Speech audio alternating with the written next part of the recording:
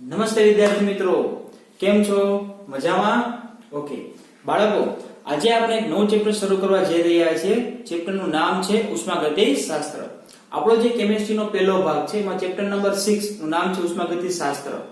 બાળકો, એ ચેપ્ટર શરૂ કરતા પહેલા મારે તમારી સાથે થોડીક વાતચીત કરવી છે, તો ખાસ ધ્યાનથી સાંભળજો.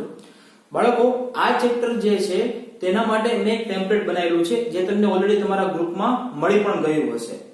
તો બાળકો, એનસીઈઆરટી બુકનો ઉપયોગ કરો એના કરતા ટેમ્પલેટનો ઉપયોગ કરવો જરૂરી છે.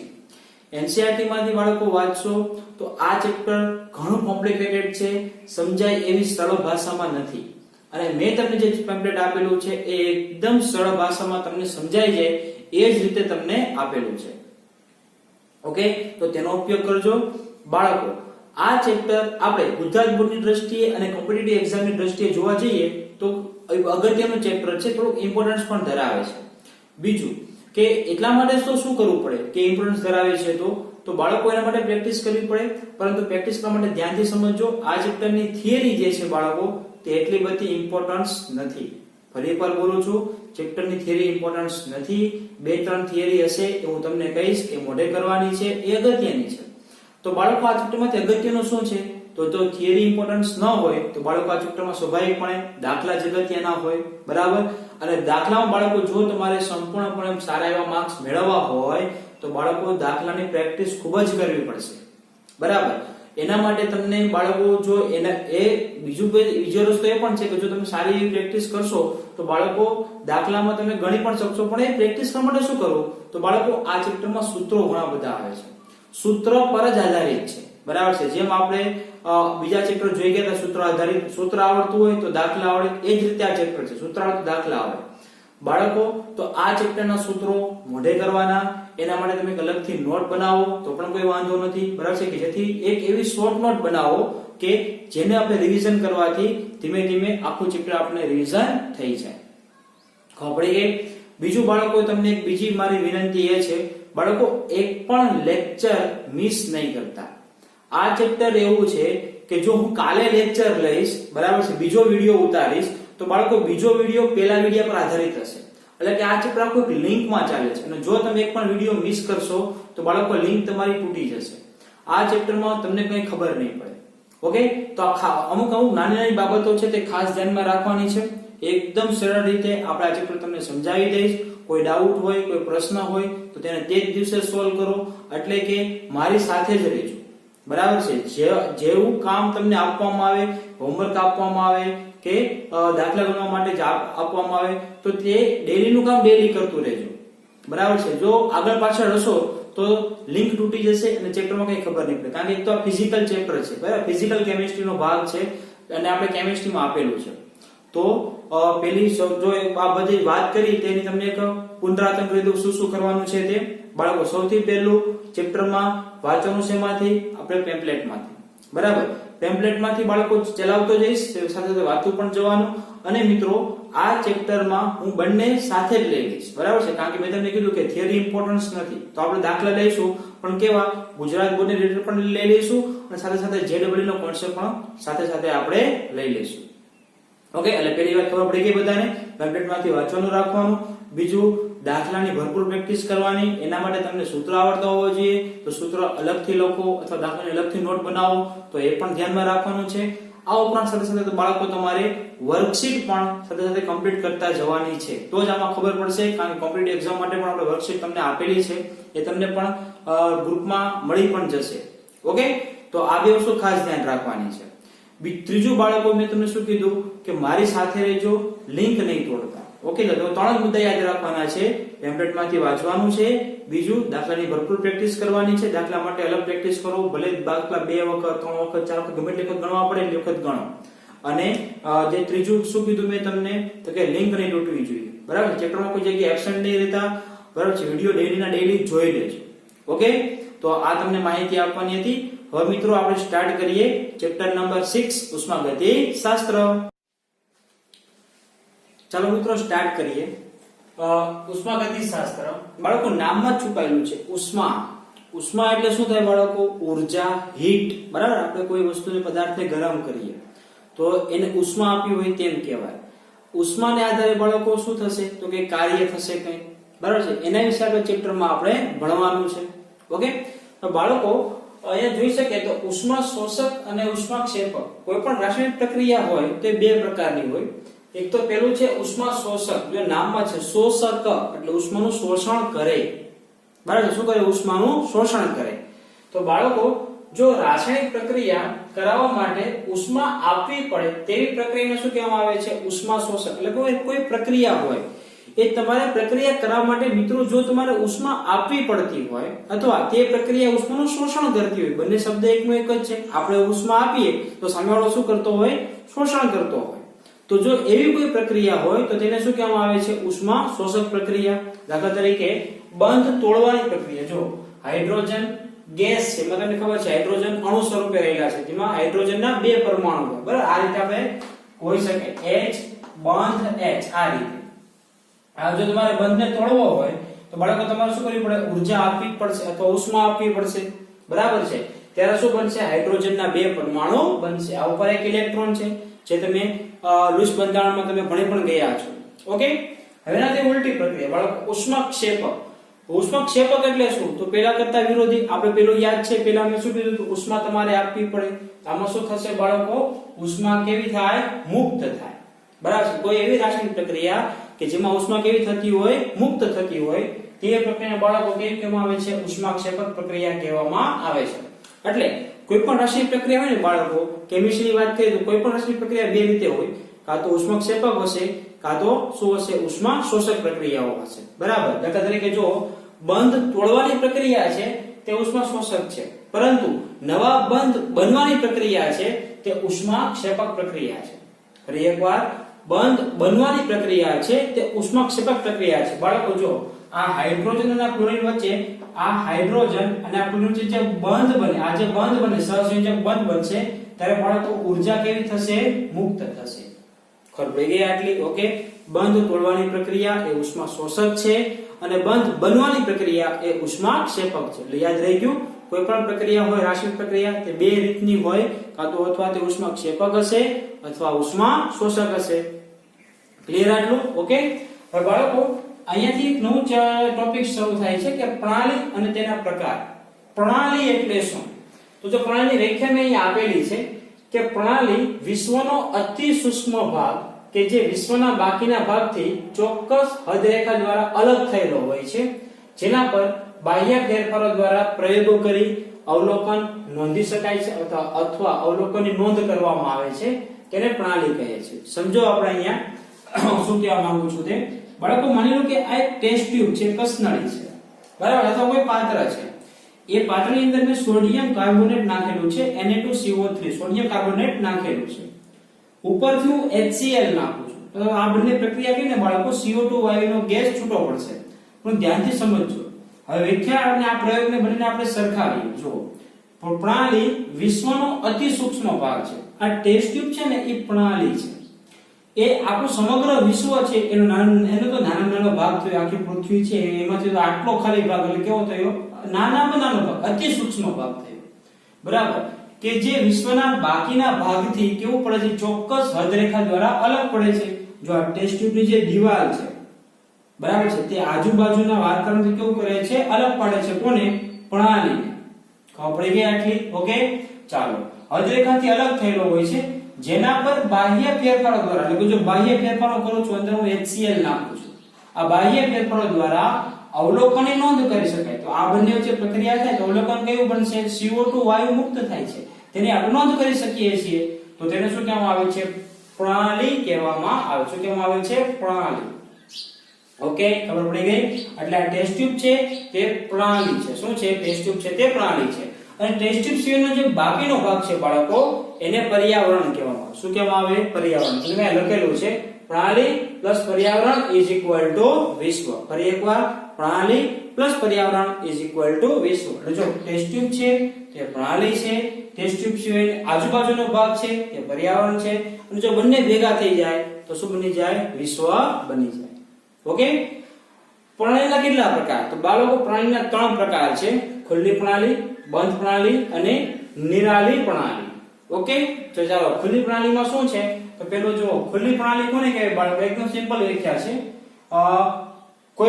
કોઈ પણ પાત્ર હોય તે ખુલ્લા પાત્રમાં પ્રક્રિયા થતી હોય તે ખુલ્લી પ્રણાલી છે. કેવા પાત્રમાં થતી હોય? ખુલ્લા પાત્રમાં. ઉદાહરણ તરીકે જોઈ શકીએ કે ખુલ્લા પાત્રમાં મૂકેલ ગરમ પાણી. બાળકો ધ્યાનથી સમજજો, પાત્ર કેવું છે? ખુલ્લું છે. એમાં આપણે કેવું પાણી મૂકેલું છે? ગરમ પાણી. ધ્યાનથી સમજજો, અંદર પાણી ગરમ છે અને પાત્ર ખુલ્લું છે. શું થશે? ચાલો વિચારો તો શું થશે? તો બાળકો તમે કહેશો કે સર આ પાણી છે તે ધીમે ધીમે ધીમે ઠંડુ થશે. સાચી વાત છે, બરાબર. એટલે પેલા શું હતું? ગરમ હતું, પછી ધીમે ધીમે કેવું થયું? ઠંડુ થયું, બરાબર. બાળકો ઉષ્માની આપલે થઈ કે ન થઈ? થઈ ને? ઉષ્માની આપલે થઈ ગઈ. પેલા ગરમ હતું એટલે એની પાસે ઉષ્મા કેવી હશે? વધારે હશે. પછી ઠંડુ થયું તો ઉષ્મા કેવી હશે? ઓછી થઈ ગઈ હશે. રેડી? એટલે આ પેલું એક. બીજું બાળકો, આ પાત્રને તમે ખુલ્લું રાખશો તો ધીમે ધીમે પાણીનું બાષ્પીભવન પણ થાય કે ન થાય? થશે ને. ધીમે ધીમે શું થશે? પાણીનું બાષ્પીભવન પણ થાય. એટલે બાળકો બાષ્પીભવન થાય તો પાણીનો જે જથ્થો હતો, જે કદ હતું તે થોડું ઘટશે, બરાબર છે. તો બાળકો કદ ઘટે એટલે શું થયું? પાણીનો જથ્થો પણ કેવો થાય છે? ઘટે છે. એટલે એવી પ્રણાલી કે જેમાં જથ્થો અને ઉષ્મા બંનેનો વિનિમય થાય, બંનેની આપલે થાય. ખબર પડે છે? એવું નથી કે પ્રણાલી ઉષ્મા ગુમાવે, ના એવું નથી બાળકો. જો આ ઠંડુ પાણી હોય તો પાણી ધીમે ધીમે ગરમ થશે, બરાબર ને. બરફનો ટુકડો હોય તો 0 ડિગ્રી સેલ્સિયસ છે, તમે તેને વાતાવરણમાં ખુલ્લો મૂકી દો, બરાબર છે, તો શું કરશે? ધીમે ધીમે ધીમે પીગળશે. તો 0 સેલ્સિયસ કરતા તો 25 ડિગ્રી સુધી તો આવી જ જશે તે. ખબર પડે છે? એટલે વિનિમય થાય. એવું નથી યાર, એવું નહીં સમજતા કે માત્ર પ્રણાલી જ ગુમાવે, ના, પર્યાવરણ પણ ગુમાવે. ખબર પડે છે? તો શું થશે? બે રીતે થઈ શકે, કાં તો ગરમ પાણી કાં તો ઠંડુ પાણી હોય ચાલે. એટલે કે ખુલ્લા પાત્રમાં થતી પ્રક્રિયા કેવી પ્રણાલી છે? ખુલ્લી પ્રણાલી છે. ઓકે, એમસીક્યુ માટે બાળકો મોસ્ટ ટાઈમ છે, ધ્યાન રાખજો. ડેલ્ટા એમ બાળકો, એમ ફોર માસ, બરાબર છે. માસ એટલે વજન, જથ્થો. બાળકો પાણીનો જથ્થો બદલાશે. જેટલો જથ્થો પહેલા હતો, બાષ્પીભવન પામી ગયા પછી પાણીનો જથ્થો થોડોક ઘટશે. ખબર થોડો કેવો કરશે? ઘટશે. જેટલો જથ્થો હતો એટલો જથ્થો નહીં, એટલે કે જથ્થામાં શું થાય છે? ફેરફાર થાય છે. ખબર પડી આટલી? ઓકે, એટલે દ્રવ્યનો જથ્થોનો ફેરફાર એ 0 નહીં હોય, એટલે કે જે સ્ટાર્ટિંગમાં હતું તે જ અંતિમ નહીં, કંઈક ને કંઈક ડિફરન્સ તો તમને મળશે જ. એ જ રીતે ડેલ્ટા ક્યુ. ક્યુ બાળકો આપણે ઉષ્મા માટે સંજ્ઞા આપણે આપીએ છીએ, બરાબર છે. ક્યુ એટલે આપણે હીટ કહીએ છીએ, પણ સંજ્ઞા કઈ આપેલી છે? આપણે ક્યુ આપેલી છે. એ રીતે ક્યુ નું એટલે કે ઉષ્માનો પણ ફેરફાર 0 હોઈ શકશે નહીં. પેલા ગરમ હતું એટલે ઉષ્મા કેવી હતી? વધારે હતી. પછી ધીમે ધીમે ઠંડુ પડ્યું, ઉષ્મા કેવી થઈ ગઈ છે? ઘટી ગઈ છે. એટલે દળનો ફેરફાર અને ઉષ્માનો ફેરફાર 0 હોઈ શકે નહીં. સમજાઈ ગયું આટલું? ઓકે, ચાલો પછી બંધ પ્રણાલી માટે બાળકો કેવી કન્ડિશન છે? બંધ પ્રણાલી માટે શું થશે બાળકો? આ તો ખુલ્લું હતું, હવે એ જ પાત્રને હું ઢાંકી દઉં ઉપરથી તો શું થશે? તો બાળકો યાદ કરો, ચાલો વિચારો. જો તમારી પાસે પાણીની ગરમ તપેલી હોય, એને આપણે ઉપરથી ડીશ ઢાંકી દઈએ તો બાળકો ગરમ પાણી શું ઠંડુ પડશે? હા, ગરમ પાણી ઠંડુ પડશે. તમારી વાત સાચી છે, પડશે. પરંતુ શું પાણીનો જથ્થો ઘટશે? નહીં. બાષ્પીભવન તો થશે, પણ ઉપર ડીશ છે તે શું કરશે? પાણીની વરાળને બહાર જવા દેશે નહીં. ખબર પડી ગઈ? એટલે ઉષ્માનો ફેરફાર તો થશે પણ દળનો ફેરફાર થશે નહીં. તો જો આના માટે નોટ શું લખીશું આપણે? ડેલ્ટા એમ = 0 એ હોઈ શકે, ડેલ્ટા એમ થઈ શકશે, બરાબર છે. દળનો ફેરફાર નહીં થાય, પરંતુ delta Q is not equal to 0, એટલે કે ગરમ છે તે ગરમ નહીં રહે તો ઠંડુ પડવાનું છે, તો ઠંડુ હશે તો ગરમ થશે. એટલે ઉષ્માનો ફેરફાર થાય અને દ્રવ્યનો ફેરફાર ન થાય તેવી પ્રણાલીને બંધ પ્રણાલી કહેવામાં આવે છે. ફરી એકવાર બોલું છું, બંધ પ્રણાલી એટલે શું? એવી પ્રણાલી કે જેમાં દ્રવ્ય એટલે કે જથ્થાનો ફેરફાર તો થતો હોય પરંતુ ઉષ્માનો ફેરફાર ન થતો હોય, તેને શું કહેવામાં આવે છે? બંધ પ્રણાલી. આની વ્યાખ્યા જો તમારે આપવી તો શું કહી શકાય? એવી પ્રણાલી કે જેમાં જથ્થો અથવા દ્રવ્ય અને ક્યુ એટલે ઉષ્મા કે દ્રવ્ય અને જથ્થો બંનેનો ફેરફાર થતો હોય તો તેવી પ્રણાલી શું કહેવામાં આવે છે? ખુલ્લી પ્રણાલી કહેવામાં આવે છે. ઓકે, બાળકો નિરાળી પ્રણાલી શું છે? તો બાળકો નિરાળી પ્રણાલી એટલે એવી પ્રણાલી કે જેમાં દળનો પણ ફેરફાર ન થાય અને દળનો ફેરફાર પણ 0 અને ઉષ્માનો ફેરફાર પણ 0 હોઈ શકે. બાળકો આના વાસ્તવમાં અત્યારે કુદરતમાં આવો કોઈ ઉદાહરણ છે નહીં, બરાબર છે. કોઈ ચોક્કસ ઉદાહરણ નથી, પણ હા એવું કહી શકો કે ઉચ્ચ કક્ષાના થર્મોસ છે. તમને બધાને ખબર, થર્મોસની ઉપર ઢાંકણું હોય એટલે દળનો ફેરફાર તો નહીં થાય, એટલે બંધ પ્રણાલી તો થઈ ગઈ. પરંતુ બાળકો તેની અંદર રહેલું જે ગરમ પાણી છે અથવા ગરમ ચા છે અથવા કોઈ ઠંડી વસ્તુ તમે ભરેલી હોય તો એ કેટલી કલાક, 4 કલાક, 5 કલાક, 6 કલાક, બહુ સારામાં સારો હોય તો 12 કલાક, બરાબર છે. એનાથી વધારે તે પછી ગરમ રહી શકશે નહીં. એવું ન થાય કે થર્મોસની અંદર આપણે આજે વસ્તુ કોઈ ગરમ વસ્તુ ભરેલી છે અને તેને મહિનાઓ પછી ખોલે છે તો એવી નીકળે છે ને, એવું નહીં થાય. ઉષ્માનો ફેરફાર થશે ને થશે, બરાબર. પણ વાસ્તવમાં કોઈ ઉદાહરણ નથી, પણ આપણે કહી શકીએ કે એવું હોય તો ઉચ્ચ કક્ષાના જે થર્મોસ છે તે, અને બીજું મિત્રો બ્રહ્માંડ. હા, બ્રહ્માંડ છે તે બેસ્ટ ઉદાહરણ છે, કારણ કે આખું જે બ્રહ્માંડ છે તેની ઉર્જા હંમેશા કેવી રહેશે? અચળ જ રહેશે. તેનું દળપણ કેવું રહેશે? અચળ જ રહેશે. ઉષ્માનો ફેરફાર બ્રહ્માંડમાં જ થશે.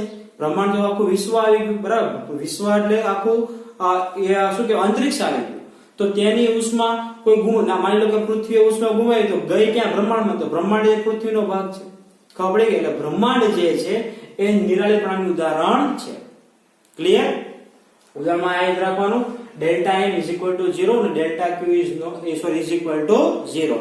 ઉદાહરણમાં તો યાદ રાખવાનું છે, પરંતુ બાળકો આ MCQ માં જે મેં લખ્યું નોટ IMP ખાસ વસ્તુ અગત્યની છે. ઓકે, ચાલો બાળકો થિયરી એ પેમ્પલેટમાંથી વાંચવાની છે, પણ જે સારા તમને ટોપિક હોય છે એવું તમને કહેતો જઈશ કે આ વસ્તુ અગત્યની છે, તે તમે પેમ્પલેટમાં અંડરલાઈન કરતા જજો, બરાબર છે. ચાલો પછી છે માત્રાત્મક ગુણધર્મો. ઓકે બાળકો, નવો ટોપિક શરૂ થાય છે કે ઉષ્માગતિશાસ્ત્રમાં જો આજે તો ઇન્ટ્રોડક્શન છે, બરાબર છે. માત્ર જે લેક્ચર જે છે કે ઇન્ટ્રોડક્શન પર જ રાખીશું. ઉષ્માગતિશાસ્ત્રમાં કેવી વસ્તુઓ આપણે ભણવાની છે તે. બાળકો, ઉષ્માનો ફેરફાર છે તે બે વસ્તુ રીતે થાય, માત્રાત્મક ગુણધર્મ અને વિશિષ્ટ ગુણધર્મ. ઓકે, તો આ બે ગુણધર્મો શું છે? પદાર્થના જે ગુણધર્મો જથ્થા પર આધાર રાખતા હોય, ઓકે, તે પદાર્થ આધાર રાખે તેને શું કહેવામાં આવે છે? માત્ર. જો નામમાં શું કહ્યું? માત્રા એટલે પ્રમાણ, જથ્થો. તો પદાર્થના જે ગુણધર્મો જથ્થા પર આધાર રાખે એટલે કે જથ્થો બદલાય તો ગુણધર્મ બદલાઈ જવા જોઈએ, તેને શું કહેવાય છે? માત્રાત્મક ગુણધર્મ કહે છે. ઉદાહરણ તરીકે પેલું પદાર્થનું દ્રવ્યમાન એટલે કે પદાર્થનું વજન. એ તો સિમ્પલ છે યાર. તમે એક ગ્લાસમાં પાણી ભરો અને એક ડોલમાં પાણી ભરો તો શેમાં જથ્થો વધારે હોય? કોનું વજન વધારે હશે?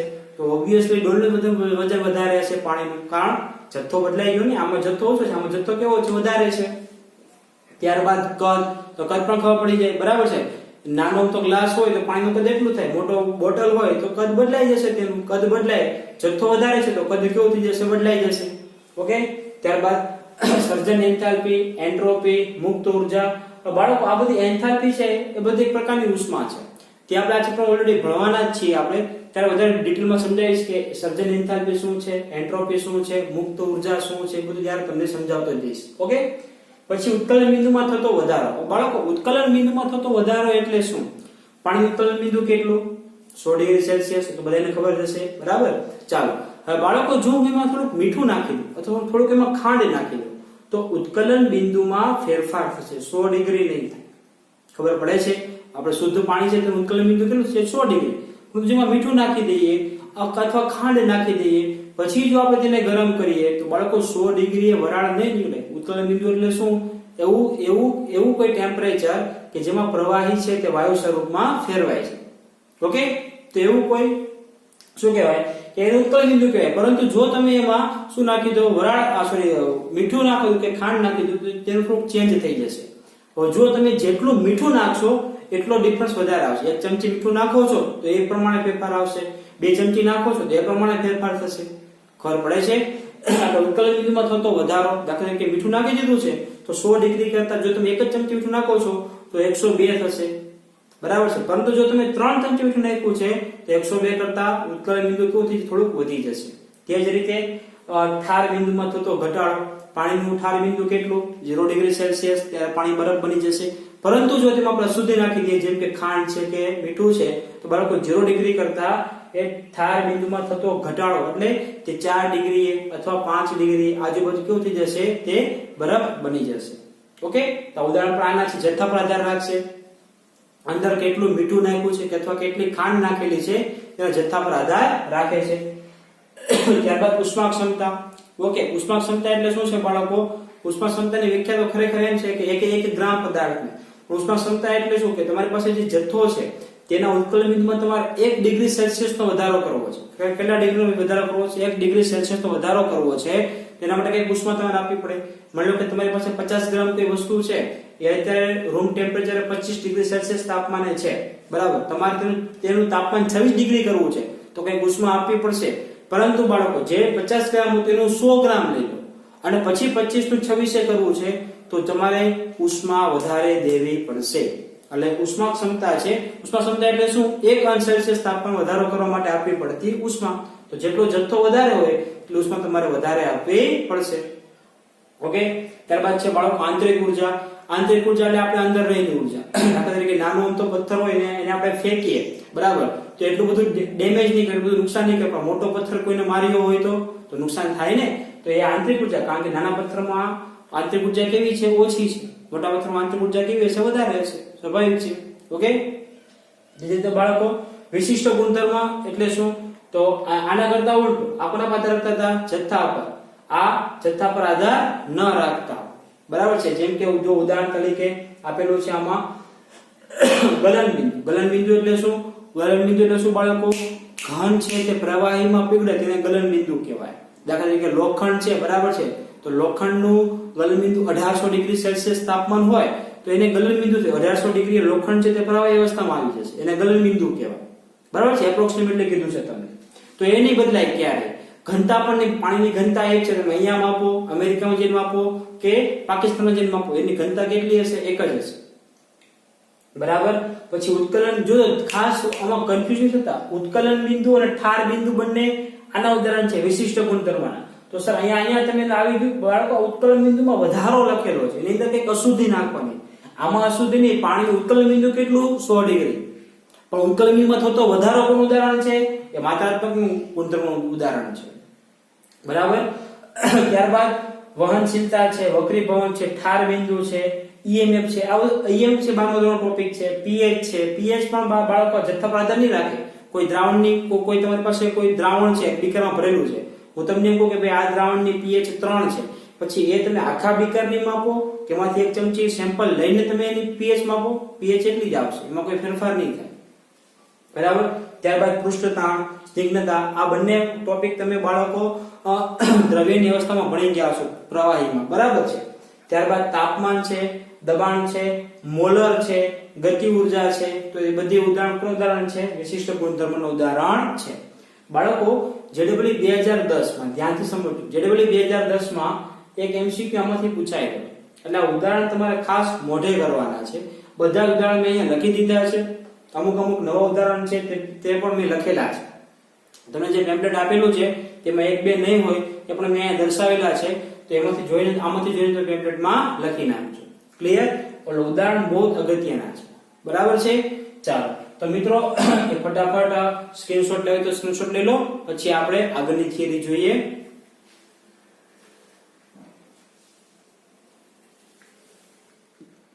ચાલો મિત્રો આગળનો ટોપિક જોઈએ. બાળકો નામ છે ટોપિકનું અવસ્થા વિધેય. અવસ્થા વિધેય એટલે શું? નામ જ છુપાયેલું છે અવસ્થા, બરાબર છે. તો એવા અમુક ગુણધર્મો હોય પ્રણાલીના ગુણધર્મો જે મૂલ્યો ફક્ત પ્રણાલીની અવસ્થા પર આધાર રાખે છે, પરંતુ તે અવસ્થા પ્રાપ્ત કરવા માટેની પદ્ધતિ પર આધાર રાખતા નથી. એને કહેવામાં આવે છે અવસ્થા વિધેય. ઓકે. એક ઉદાહરણ દ્વારા સમજો. માની લો કે કોઈ પદાર્થ છે તે અહીંયા હતો, બરાબર, અને હું આ પદાર્થને અહીંયાથી આટલી ઊંચાઈ પર લઈ જાઉં છું, એટલે આ ઊંચાઈ થઈ ગઈ h, એટલે એક આ રસ્તો થઈ ગયો. બાળકો તો અહીંયા પદાર્થ હતો અને પછી અહીંયા પદાર્થ જતો રહ્યો. તો બાળકોની સ્થિતિ ઊર્જા જો મારે માપવી હોય તો સૂત્ર છે mgh. m એટલે દળ, g એટલે ગુરુત્વ પ્રવેગ, h એટલે ઊંચાઈ. આટલું છે, બરાબર. હવે બાળકો એવું તો નથી કે હું આ પદાર્થને અહીંયા સુધી લઈ જવા માટે માત્ર આ એક જ રસ્તો છે. તો ઘણા બધા રસ્તા હોઈ શકે. કેવી રીતે? અહીંયાથી પદાર્થને આમ પણ લઈ જઈ શકું, ખબર પડે છે. અહીંયાથી પદાર્થને પેલા નીચે લઈ જાવ, પછી ઉપરની બાજુ લઈ જાવ, આમ પણ લઈ જઈ શકું, ખબર પડે. તો અલગ અલગ રીતે બાળકો હું પદાર્થને આ ઊંચાઈ પર લઈ જાઉં છું, પરંતુ એની સ્થિતિ ઊર્જા મને પૂછે તો બાળકો એ તો કોઈ રીતે નહીં બદલાય. જો અહીંયાથી આમ જાઓ કે સીધા ચાલો કે નીચેથી ઉપર ચાલો, પરંતુ બાળકો સ્થિતિ ઊર્જા તેનું મૂલ્ય કેવું રહેશે? ફિક્સ જ રહેશે. કેમ? કારણ કે આવવાનું છેલ્લે તો અહીંયા જ, ખબર પડે છે. એટલે એવા વિધેયો, અમુક એવા ગુણધર્મો કે જે પ્રણાલીની માત્ર ને માત્ર અવસ્થા પર રાખે છે. પહેલા ક્યાં હતું અને પછી ક્યાં હતું, બરાબર છે. કયા રસ્તે જે જાય છે એનો કોઈ પણ જાતનો એની પર આધાર રાખતા નથી, કોઈ પણ આધાર નથી રાખતા તેના ઉપર, તેને કહેવામાં આવે છે અવસ્થા વિધેય. ઓકે, એવો અવસ્થા વિધેયનું ઉદાહરણ કયા કયા થઈ ગયા? એક તો મેં તમને કીધું કે સ્થિતિ ઊર્જા, બીજું નિયત તાપમાને અને દબાણે નિશ્ચિત જથ્થાના વાયુનું કદ, એ પણ કેવું છે અવસ્થા વિધેય છે, તમને ખબર છે કદ કેટલું હોય 22.4 લીટર હોય. હવે તમે નિયત તાપમાન એટલે 25 ડિગ્રી સેલ્સિયસ તાપમાન અને દબાણ એટલે એ એક વાતાવરણ દબાણ તમે કઈ રીતે લાવો છો એ કોઈ મતલબ નથી, બરાબર છે. 30 માંથી તમે 27 લાવો કે 0 માંથી 27 લાવો અથવા 3 બાર થી 1 બાર ઉપર લાવો, બરાબર છે, તો શૂન્યાવકાશમાંથી 1 બાર ઉપર લાવો, એ કોઈ મહત્વ નથી. પરંતુ છેલ્લું દબાણ કેટલું છે 1 બાર, તાપમાન કેટલું છે આટલું, તો તે વાયુનું કદ એને શું કહેવામાં આવે છે? અવસ્થા વિધેય કહેવામાં આવશે. કેટલું હશે? 22.4 લીટર હશે. ક્લિયર?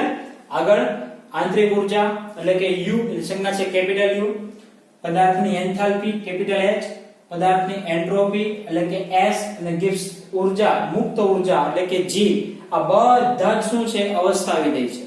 અને બાળકો આજ હવે આપણે ચેપ્ટરમાં આગળ ભણવાના છીએ કે આંતરિક ઊર્જા શું છે, એન્થાલ્પી શું છે, એન્ટ્રોપી શું છે, મુક્ત ઊર્જા શું છે. બસ હવે ચેપ્ટરમાં બાળકો આ શરૂ થશે, બરાબર છે. આ તમને બેઝિક કહી દીધું, અવસ્થા વિધેય કેટલા હતો કે આટલા. હવે આ બધા જ અવસ્થા વિધેય શું છે, કઈ રીતે છે, બધા ધીમે ધીમે આપણે આગળ ભણતા જઈશું. ઓકે, ઉદાહરણ પણ અહીંયા બાળકો એક આલેખ પણ તમને આપેલો છે. જો કે આ કોઈ ગ્રાફ છે, બરાબર, એમાં પહેલી એની અવસ્થા અહીંયા હતી, બરાબર, બીજી અવસ્થા તેને અહીંયા છે. જો આના માટે 3 માર્ગ છે, અહીંયાથી આમ પણ જઈ શકે, અહીંયાથી સીધો પણ આમ પણ જઈ શકે, એટલે કે આ A માર્ગ થઈ ગયો, સીધો જાય તો B માર્ગ, અને અહીંયાથી આમ પણ જાય એટલે C માર્ગ. એટલે ત્રણ રસ્તા છે તેના માટે, બરાબર છે. હવે આના માટે શું છે બાળકો, આ પહેલી અવસ્થા ઉપર અને બીજી અવસ્થા ઉપર તમને અહીંયા અવસ્થા વિધેય ડેલ્ટા G અને અહીંયા બંને એમાં કોઈ એમ ફરક નહીં પડે. દાખલા તરીકે અહીંયા તમને પહેલી અવસ્થા ઉપર મુક્ત ઊર્જા છે, પદાર્થની એન્થાલ્પી છે, પદાર્થની એન્ટ્રોપી છે, જે હશે તે અહીંયા જશો એટલે એમાં ચેન્જીસ થશે. પરંતુ જોજો આ માર્ગે જાઓ અને થતો ફેરફાર જેટલો હશે તેટલો જ B માર્ગે જાવથી ફેરફાર એટલો જ હશે, C માર્ગ પર જાવ તો ફેરફાર એટલો જ હશે. ખબર પડે છે મારી વાત? સમજાય છે બધાને? ઓકે, તો રસ્તો તમે કયો પસંદ કરો છો એ મહત્વનો નથી, પરંતુ તમે કઈ જગ્યા ઉપર છો એ મહત્વનું છે. એવા ગુણધર્મોને કહેવામાં આવે છે અવસ્થા વિધેય. ક્લિયર થઈ ગયું આટલું? ઓકે, ચાલો નોટ IMP બાળકો ધ્યાન રાખજો ખાસ. Q એટલે કે ઉષ્મા અને W એટલે કાર્ય, એ બંને અવસ્થા વિધેય નથી. ધ્યાનથી સમજજો મારી વાત. ઉષ્મા અને કાર્ય ક્યારે પણ અવસ્થા વિધેય નથી. બાળકો તમે આ 1 નંબર ઉપર સ્થાનથી 2 નંબરના સ્થાન ઉપર જાઓ તો ઉષ્માનો ફેરફાર અલગ હશે. તમે B એટલે કે A માર્ગે જાઓ તો ઉષ્માનો જેટલો ફેરફાર થાય એટલો ફેરફાર B માર્ગે જવાથી નહીં થાય, એ કંઈક અલગ જ હશે. બસ એટલો ફેરફાર C માર્ગે જવાથી કંઈક અલગ જ હશે, બરાબર. એ જ રીતે તમે 1 ઉપરથી 2 ઉપર લઈ જાઓ તો કાર્ય સરખું, જે A માર્ગે જેટલું કાર્ય તમારે કરવું પડે એટલું જ કાર્ય B માર્ગે કરવું પડે એવું જરૂરી નથી હોતું. કાર્ય અને ઉષ્મા ક્યારે પણ શું કહેવાય, કાર્ય અને ઉષ્મા એ અવસ્થા વિધેય નથી હોતા, બરાબર. ધ્યાનથી સમજો. દાખલા તરીકે તમે આમ સીધું લઈ જાઓ તો તમારે કાર્ય ઓછું કરવું પડે ને, બરાબર છે. ઇન શોર્ટ સમજો કે તમારી પાસે થેલી છે 5 કિલોની વજનની છે, તમને એમ કહે છે કે આપણે બીજા માળ ઉપર પહોંચાડવાની છે, તમે ગ્રાઉન્ડ ફ્લોર ઉપરથી પહોંચાડો બીજા માળે, તો તમારે કંઈક કાર્ય કરવું પડે. હવે તમે ઓલરેડી 5મા માળે છો, ત્યાંથી તમારે બીજા માળે લાવી છે તો તમારે કાર્ય વધારે કરવું પડશે, કારણ કે તમારે 3 માળ છે. ખબર પડે છે? એટલે કાર્ય બદલાશે.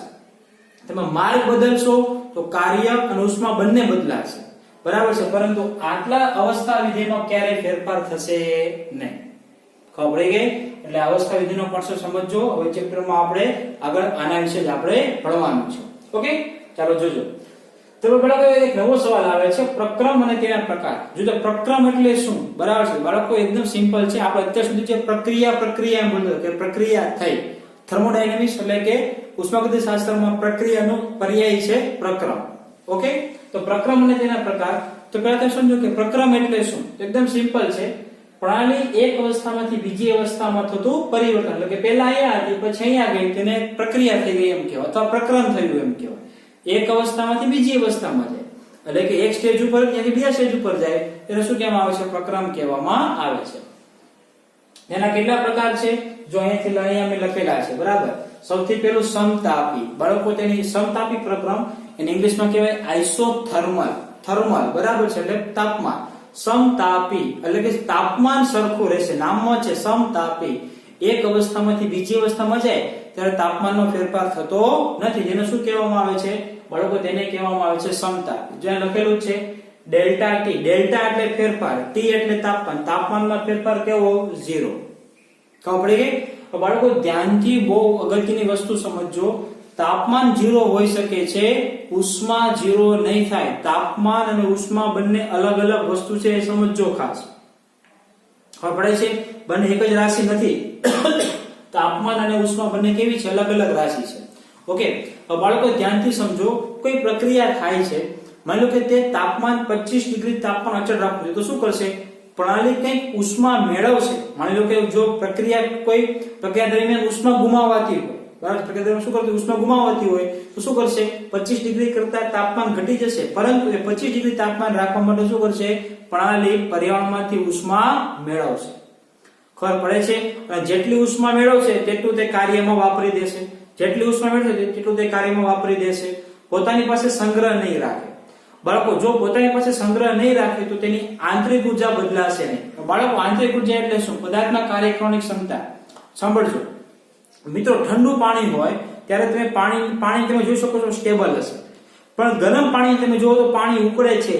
એવું કારણ શું છે? કારણ કે બાળકો એની પાસે ઉર્જા આવી ગઈ છે. આપણે નીચેથી તપેલીને ગરમ કરીએ ખબર છે, ઉર્જા શું કરતું હોય? ઉર્જા આવે, આમ ઉછળે પાણી. કારણ શું છે? એની પાસે ઉર્જા છે. કેમ? નીચેથી આપણે ઉર્જા આપી. બાળકો તે જ રીતે પ્રણાલી છે તે ઉષ્મા મેળવે તો છે, સમતાપીમાં ઉષ્મા મેળવે તો છે, પણ બધી ઉષ્મા કાર્યમાં વાપરી દે છે. એટલે કે પોતાની પાસે સંગ્રહ કરતી નથી.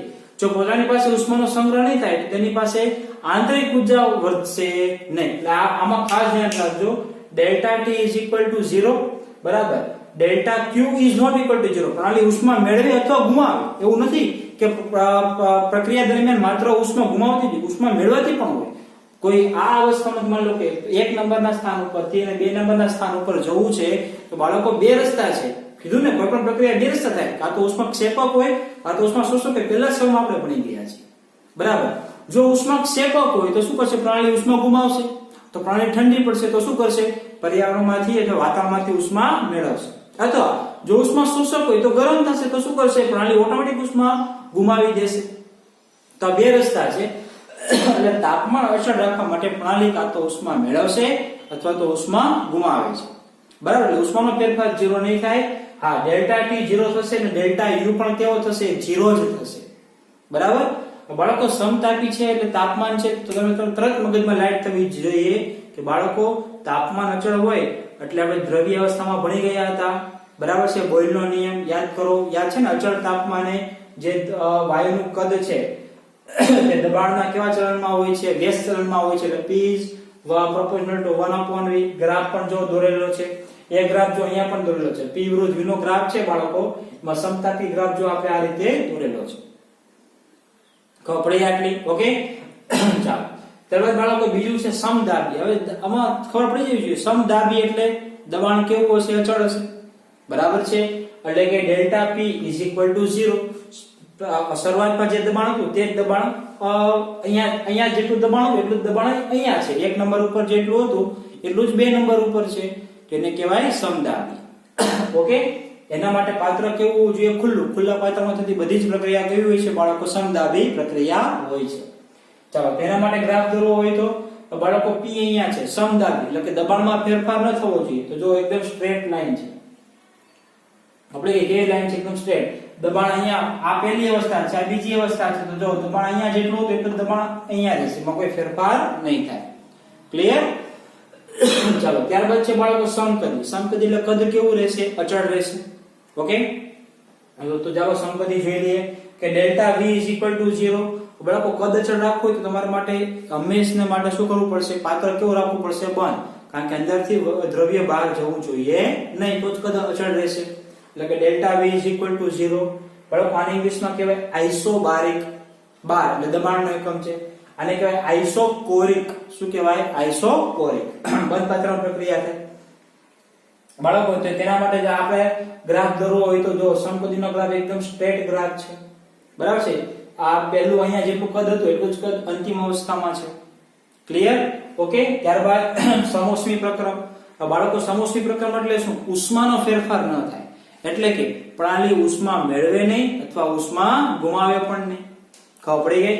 તો બાળકો એવી પ્રક્રિયા ધ્યાન રાખજો, પ્રણાલી ઉષ્મા મેળવતી પણ નથી, ગુમાવતી પણ નથી, પરંતુ તાપમાનમાં ફેરફાર થઈ શકે, કારણ કે ઉષ્માક્ષેપક હોય, ઉષ્મા શોષક હોય. હવે એ તો થવાનું નથી, પણ શું થશે? દાખલા એ સમજી લો કે થર્મોસ છે તમારી પાસે, થર્મોસ, બરાબર, એમાં ઓલરેડી ગરમ પાણી આપણે ભરેલું છે.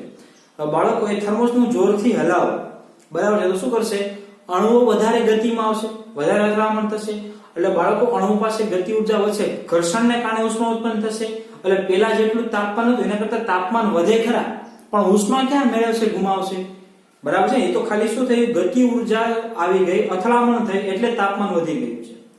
પ્રણાલી ઉષ્મા મેળવી પણ નથી, પ્રણાલી ઉષ્મા ગુમાવેલી પણ નથી, પણ છતાં પણ તાપમાન વધી ગયું છે. બરાબર. તો delta T is not equal to 0, એટલે કે તાપમાનનો ફેરફાર 0 નહીં થાય. એટલે કે સ્ટાર્ટિંગમાં જેટલું તાપમાન હતું એટલું જ અંતિમ તાપમાન વધે કે ઘટી શકે છે, પરંતુ delta Q is equal to 0, એટલે કે ઉષ્મા ગુમાવતી પણ નથી અને ઉષ્મા મેળવાતી પણ નથી. ખબર પડી ગઈ ને? થર્મોસના પાણીને મારે ગરમ કરવું હતું તો મેં ક્યાં ગેસનો ઉપયોગ કર્યો? મેં ક્યાં એને ગરમ ભઠ્ઠામાં નાખી દીધું છે, ભઠ્ઠીમાં નાખી દીધું, તેથી તાપમાન વધી ગયું નહીં. મેં ખાલી શું કર્યું છે? અંદર રહેલા પાણીને હલાવેલું છે, જોરથી હલાવ્યું, તો શું થયું કે બાળકો, અણુઓ વચ્ચે અથડામણ થઈ, ઘર્ષણ ઉત્પન્ન થયું, તો તાપમાન તેનો વધી ગયું. ઓકે. હા, ડેલ્ટા ટી 0 નહીં થાય તો ડેલ્ટા યુ પણ 0 થશે નહીં, કારણ તાપમાન વધી ગયું. તાપમાન વધે તો આંતરિક ઉર્જા વધે. કપડી ગઈ આટલી. ઓકે. ચાલો, બીજું આ ચાર મેન છે. હવે જોજો તેનો ગ્રાફ આ રીતે છે. સમોષ્મી પ્રક્રમનો ગ્રાફ જો આ રીતનો છે. બાળકો, સમતાપી અને સમોષ્મી પ્રક્રમના ગ્રાફ કેવા છે? સરખા જ દેખાય છે. આ પણ આ રીતે નડે છે, આ પણ આ રીતે થાય છે, પરંતુ બાળકો ધ્યાનથી સમજજો કે સમતાપીમાં જેટલું કદ ઘટે છે, બરાબર છે, જેટલું કદ ઘટે છે તેના કરતા વધારે આ ઘટે છે. એટલે કે સમતાપી ગ્રાફ જેટલો ઘટે એના કરતા સમોષ્મી વધારે ઘટે છે. બરાબર. એટલે આ બે ગ્રાફનો ડિફરન્સ લેવા માટે આ એક ઉદાહરણ અથવા આ એક વસ્તુ નોટ કરવી જરૂરી છે. ત્યારબાદ જુઓ કે બાળકો, આ ગ્રાફ આપણો કામ સ્ટ્રેટ લાગે છે, દેખાય? સ્ટ્રેટ લાગે છે. જ્યારે આ ગ્રાફ આપણો ઢળતો હોય તેવો લાગે છે. તો બાળકો, સમોષ્મીનો તમે અહીંયાથી તમે ઢાળ ગણો ને, ઢાળ, તમારો ઢાળ વધારે આવે. અહીંયા તમારો ઢાળ એટલો બધો નહીં મળે, ઓછો ઢાળ. તો સમોષ્મીનો ઢાળ કેવો હશે? વધારે હશે. સમતાપીનો ઢાળ કેવો હોય છે? ઓછો હોય છે. એટલે આ બંને અલગ દર્શાવવા માટે એક ટ્રીક છે, એક રીત છે, ત્યારે તે બંને અલગ અલગ કરી શકાય છે. ઓકે. ચાલો, યાદ રાખજો, કામની વસ્તુ છે, અમે તમને શીખવાડી રીતે. ત્યારબાદ બાળકો, ચક્રીય પ્રક્રમ. ચક્રીય પ્રક્રમ એટલે શું? નામમાં છે ચક્ર, એટલે જ્યાં હતા ત્યાં જ પાછું આવી જવું, એને ચક્રીય પ્રક્રમ કહેવાય. ખબર પડી? જો અહીંયા વ્યાખ્યા પણ આપેલી છે. જો પ્રણાલી જુદા જુદા પ્રક્રમોમાંથી પસાર થઈને અંતે મૂળ સ્થિતિમાં પાછી ફરતો તેવા પ્રક્રમને ચક્રીય પ્રક્રમ કહે છે. એક્ઝામ્પલ તરીકે જો કે પહેલા અહીંયા, માની લો કે કોઈ પદાર્થ અહીંયા હતો, હવે અહીંયાથી હું તેને આ બાજુ લઈ ગયો, એટલે આ એક માર્ગ આવી ગયો, એટલે કે આ એક અવસ્થા બદલાય. હવે અહીંયાથી પાછો અહીંયા જતો, એટલે બીજી અવસ્થા બદલાય, ત્યાંથી પાછો અહીંયા ત્રીજી, પછી અહીંયા ચોથી, પણ તો ત્યાં જ આવી ગયો પાછો મૂળ. એટલે કે જુદા જુદા પ્રક્રમોમાંથી પસાર થઈને, પહેલો પ્રક્રમ, બીજો પ્રક્રમ, ત્રીજો પ્રક્રમ, ચોથો પ્રક્રમ, જુદા જુદા પ્રક્રમોમાંથી પસાર થઈને મૂળ સ્થિતિ પ્રાપ્ત કરે, કે જ્યાં હતો ત્યાં જ પાછો આવી જાય, તો તેવા પ્રક્રમને શું કહેવાય છે? ચક્રીય પ્રક્રમ કહે છે. આને પણ કહી શકાય છે, પહેલા અહીંયા હતું, પછી આ એક પ્રક્રમ થયો, પછી આ બીજો થયો, પછી આ ત્રીજો થયો, ત્યાં જ આવી ગયો. ઓકે. તેને શું કહેવામાં આવે છે? ચક્રીય પ્રક્રમ કહેવામાં આવે છે. બાળકો, ખાસ ધ્યાનથી સમજવા જેવું છે. ચક્રીય પ્રક્રમ માટે અવસ્થા વિધેય 0 થાય. અવસ્થા એટલે શું? વિચાર, અવસ્થા એટલે શું? અવસ્થા વિધેય એટલે શું? માત્ર અવસ્થા પર આધાર રાખે. ધ્યાનથી સમજજો. પદાર્થ અહીંયા છે ત્યારે તેની સ્થિતિ ઊર્જા આટલી હશે, બરાબર. હવે આ પદાર્થને અહીંથી ઉપર લઈ ગયો, ફરી પાછો અહીંયાથી આમ લઈ જાવ, ફરી પાછો અહીંયાથી આમ લઈ, ફરી પાછો અહીંયાથી આમ લઈ જાવ, તો એની સ્થિતિ ઊર્જા કેટલી? તો આ એટલી જ હતી, પહેલા હતી એટલી જ કહેવાય. તો ફેરફાર કેટલો? અંતિમ માઈનસ પ્રારંભિક, તો ફેરફાર 0 થઈ ગયો. એટલે બધા જ અવસ્થા વિધેય કેવા થાય? 0 થાય. બરાબર. જેમ કે દબાણ છે, દબાણમાં થતો ફેરફાર, ડેલ્ટા છે એટલે ફેરફાર, બરાબર. દબાણમાં ફેરફાર, આંતરિક ઉર્જામાં ફેરફાર, તાપમાનમાં ફેરફાર, એન્ટ્રોપીમાં ફેરફાર, પરંતુ Q અને W is not equal to 0, કારણ કે Q અને W અવસ્થા વિધેય નથી. ખબર પડી ગઈ આટલી? ઓકે. તો તો આ પ્રકરણો હતા. ક્લિયર થઈ ગયા? આટલા બધાને સમજાઈ ગયું? આ વસ્તુ અગત્યની છે, ધ્યાનથી સમજજો. ચક્રીય પ્રકરણમાં શું ઝીરો થાય અને શું ઝીરો થતું નથી. ઝીરો એટલે કે શું, કોનો ફેરફાર કે અચળ રહે, કોનો ફેરફાર શૂન્ય થાય છે, એટલે કે કોનામાં કયા ગુણધર્મોમાં ફેરફાર થતા નથી, તો અવસ્થા વિધેયમાં ફેરફાર થતા નથી, એટલે કે ફેરફાર કેવો આવશે? ઝીરો જ આવશે. ઓકે, ચાલો બાળકો, આ એક વસ્તુ હતી. ત્યારબાદ આ સવાલ છે કે પ્રતિવર્તી પ્રક્રમની લાક્ષણિકતાઓ. બાળકો, જેમ પ્રક્રિયા બે રીતે મેં તમને કીધી કે કોઈ પણ રસની પ્રક્રિયા બે રીતે થાય, ઉષ્માક્ષેપક અને ઉષ્મા શોષક બે રીતે થાય, તેમ બીજી પણ કેમિસ્ટ્રીમાં પ્રક્રિયા બે રીતે થઈ શકે. બીજી પણ રીત છે, કાં તો પ્રતિવર્તી હોય કાં તો અપ્રતિવર્તી પ્રક્રિયા હોય. બરાબર છે? આપણે રિવર્સિબલ અને ઇરિવર્સિબલ બે પ્રક્રિયા તમને ખબર છે. એટલે કે પ્રક્રિયા એકમાંથી નિપજ બને, એક જ દિશામાં જાય તો કેવી કહેવાય? અપ્રતિવર્તી. પરંતુ પ્રક્રિયા એકમાંથી નિપજ બને અને નિપજમાંથી ફરી પાછો પ્રક્રિયા એક બની શકે તો તેને કહેવાય છે પ્રતિવર્તી, રિવર્સિબલ પ્રક્રિયા કહેવામાં આવે છે. ઓકે, તો એના માટે પણ જોઈ લઈએ. એક સવાલ છે પેમ્પલેટમાં તમારે કે પ્રતિવર્તી પ્રક્રમની લાક્ષણિકતાઓ સમજાવો. પ્રતિવર્તી પ્રક્રમ કેવું છે? બાળકો, પ્રતિવર્તી પ્રક્રમ અપ્રતિવર્તી પ્રક્રમમાં થોડુંક સમજો. પ્રતિવર્તી કોને કહેવાય? બાળકો, પ્રતિવર્તી એક આદર્શ પરિસ્થિતિ છે. વાસ્તવમાં એવું કોઈ ઉદાહરણ છે નહીં. બરાબર છે? કોઈ ઉદાહરણ એવું છે નહીં, છતાંય આપણે આદર્શ પરિસ્થિતિ આપણે ભણતા હોઈએ તો આપણે જોઈ લઈએ. માની લો કે તમે કોઈ સીડી ઉતરો છો. બરાબર છે? સીડી તમારા ઘરમાં હોય તો તમે ઉતરતા હોય, એક દાદર ઉતરો, બીજો દાદર ઉતરો, ત્રીજો દાદર ઉતરો. બરાબર છે? હવે બાળકો, તમે એક દાદર ઉતરી ગયા, હવે તમે ત્યાંથી પાછું રિટર્ન આવવું હોય તો તમે આવી શકો. ખબર છે? એક દાદર તમે ઉતરી ગયા છો, ત્યાંથી તમે માની લો કે પહેલા સ્ટેપ ઉપર જ છો, ત્યાંથી તમે બીજા સ્ટેપ ઉપર ગયા, નીચે ઉતરા, તો નીચેથી પાછું ઉપર જવું તો તમે જઈ શકો છો. બરાબર? તો એને પ્રતિવર્તી કહેવાય. પરંતુ માની લો કે પહેલા સ્ટેપ ઉપર જ છો અને તમે કૂદકો મારીને સીધા 10 દાદર કૂદી ગયા અને ત્યાંથી તમારે પાછું જ્યાં ત્યાં આવવું છે તો તકલીફ પડશે. ખબર પડે છે? એટલે પ્રતિવર્તી પ્રક્રમ કોને કહેવાય બાળકો? પ્રતિવર્તી પ્રક્રમ છે તે સ્ટેપ બાય સ્ટેપ થાય, અત્યંત નાના ભાગમાં થાય. બહુ ભાગ ન લાગે. બરાબર છે? પહેલો ભાગ પૂરો થાય, પછી બીજો ભાગ, પછી ત્રીજો ભાગ, પછી ચોથો ભાગ, પછી પાંચમો ભાગ, એમ સ્ટેપ બાય શું થાય? એમાં અલગ અલગ પ્રકારના એ પડતા છે. બહુ મોટો કૂદકો નહીં, એમ એટલે નાના ભાગમાં પ્રક્રિયાઓ થતી હોય તેને શું કહેવામાં આવે છે? પ્રતિવર્તી પ્રક્રિયાઓ કહેવામાં આવે છે.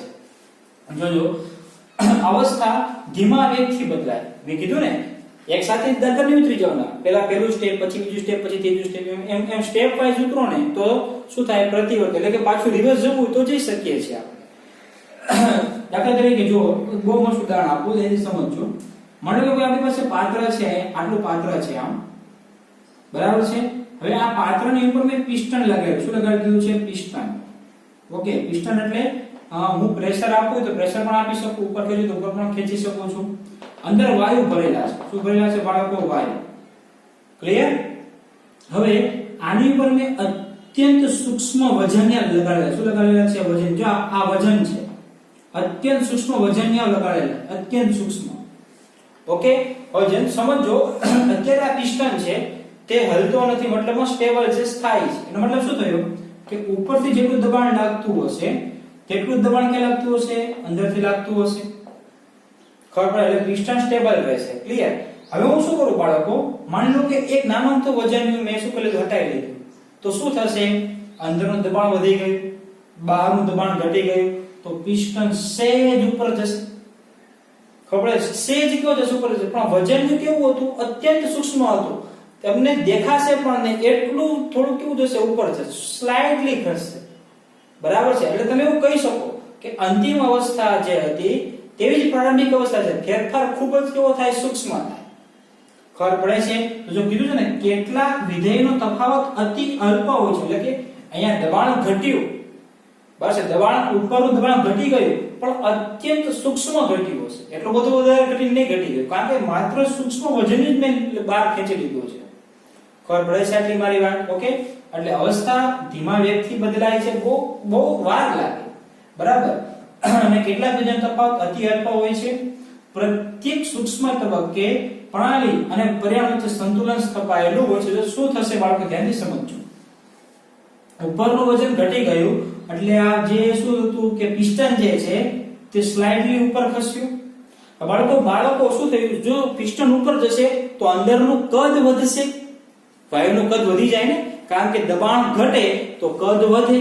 એ તો આપણે ખબર છે બોયલનો નિયમ છે, એ તો તમે ભણી ગયા છો આગળના ચેપ્ટરમાં, બરાબર છે. તો શું થશે બાળકો, જો અંદર કદ વધશે તો અંદરનું દબાણ પણ ઘટશે. ખબર પડે છે? એટલે ઉપર પણ દબાણ ઘટી ગયું, અંદર પણ દબાણ ઘટી ગયું, તો બંને દબાણ કેવા થઈ જશે, પાછા ઇક્વલ થઈ જશે. એટલે શું કીધું છે કે પર્યાવરણ વચ્ચે સંતુલન પ્રણાલી અને પર્યાવરણ વચ્ચે સંતુલન સ્થપાયેલું હોય છે.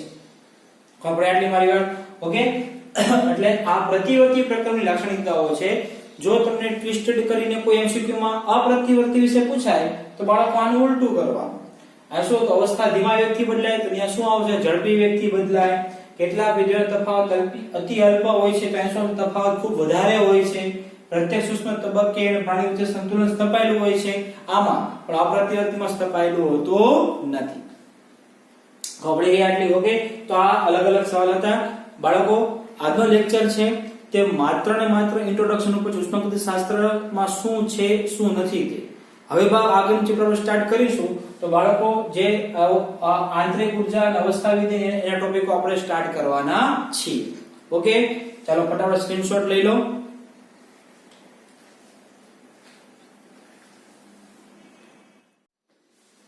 મિત્રો, એક અગત્યની સૂચના ધ્યાનથી સાંભળજો બાળકો. આજના લેક્ચરમાં મેં જે તમને શીખવાડ્યું છે તે લેક્ચરમાં જે કોઈ પણ થિયરી ચાલી છે આજના લેક્ચરમાં તે બાળકો એનસીઈઆરટી માંથી સિલેબસ કટ થઈ ગયો છે, બરાબર. તો એ થિયરી તમારે મોઢે કરવાની ગુજરાત બોર્ડની દ્રષ્ટિએ કોઈ જરૂરિયાત નથી, પરંતુ નોટ બનાવવી જરૂરિયાત છે. કારણ કે બાળકો આ બેઝિક છે, આના વગર તમે આગળના દાખલા સોલ્વ નહીં કરી શકો, બરાબર છે. ગુજરાત બોર્ડમાં દાખલા અમુક જરૂરી છે તે આના વગર સોલ્વ નહીં કરી શકો, એટલે નોટ કમ્પલસરી લખવાની છે, બરાબર છે.